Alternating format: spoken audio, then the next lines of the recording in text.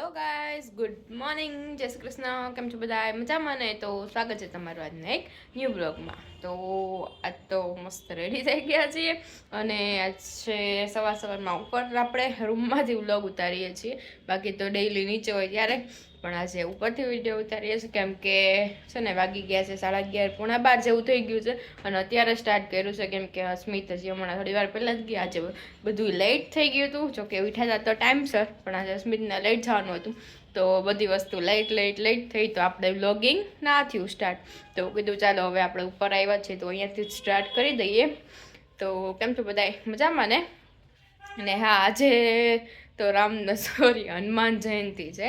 ગઈકાલે મને એમ થયું હતું કે આજે છે, પણ નહીં, તે કાલે નહોતી, આજે છે. તો બધાને હનુમાન જયંતિની ખૂબ ખૂબ શુભકામના અને બધા લખી દેજો જય હનુમાન.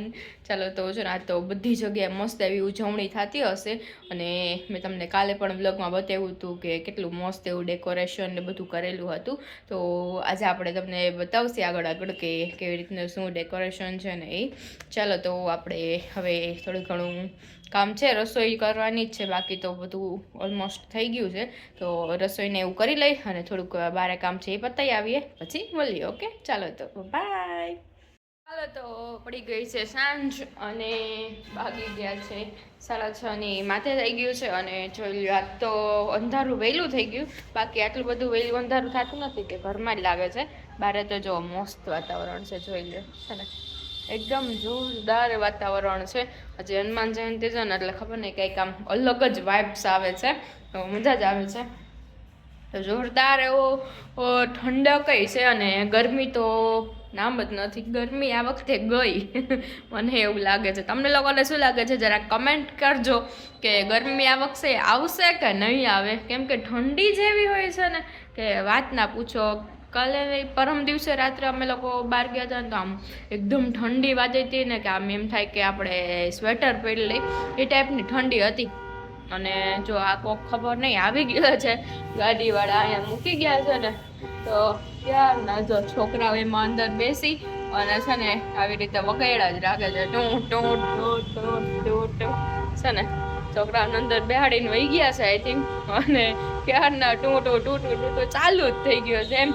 ચાલો તો સ્મિત પણ હમણાં આવતા જ હશે, એનો પણ કોલ આવ્યો હતો કે હમણાં આવું છું અને હવે રસોઈનો ટાઈમ થવા આવે છે. ધીમે ધીમે કંઈક નક્કી કરીએ કે શું બનાવવાનું છે આજે. બપોરે તો મસ્ત અમે લોકો મેં અને મમ્મી જતા તો મસ્ત પેલા વાલ નહીં, સોરી, ઓલી ચોરી આવે ને, ચોરીના બી અને બટેટાનું શાક બનાવ્યું હતું મસ્ત એવું જોરદાર.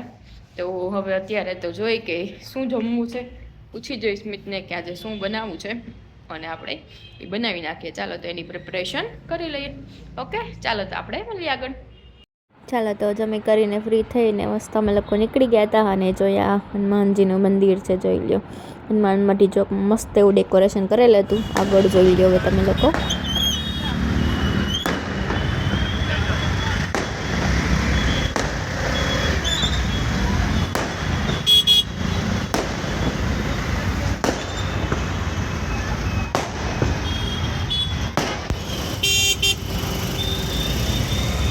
જો તો કેટલું જોરદાર એવું ડેકોરેશન ને કેટલું પબ્લિક છે, જોઈ લો તમે લોકો. એવા મસ્ત એવા ફટાકડા ફૂટતા હતા અને પછી અમે એ બધા મસ્ત જોઈ દર્શન કરી અને આવી ગયા હતા અહીંયા જો રમવા માટે પિકલબોલ. તો જો અહીંયા આખો ફૂડ ઝોન છે અને એક સાઈડ આખું રમવાનું છે, જે આપણે વિરાણીનું ગ્રાઉન્ડ છે ને એમાં આવેલું છે રાજકોટમાં. અને જો અહીંયા ફૂટબોલ ચાલતો હતો, બાજુમાં મેચ પણ રમાતો હતો અને અહીંયા અમે પિકલબોલ માટે આવી ગયા છીએ. તો જો અહીંયા તમે આ બેયને જોયા હશે, વિવેક અને ધાર્મી, આપણે જે વિશ્વના શ્રીમંતવાળો વ્લોગ હતો એમાં હશે. આ બે એના જીજુ અને બેન છે. ચાલો તો જો અમે લોકોએ મસ્ત રમવાનું ચાલુ કરી દીધું હતું. જો મેં 2 અને એ 2 અમે 4 જણા જ હતા, તો મજા જ આવી ગઈ જો રમવાની. અને તમે લોકો રમ્યું છે કે નહીં આ જરાક કમેન્ટ કરજો જોઈ. અને જો મને આપી દીધો તો પણ હું વ્લોગ શોર્ટ કરતી હતી એટલે જરાક આમ આડાવડાવાઈ ગયો. ચાલો તો આજનો વ્લોગ ગમ્યો હોય તો ચેનલને લાઇક, શેર અને સબસ્ક્રાઈબ કરી દેજો. Thank you for watching guys, bye bye.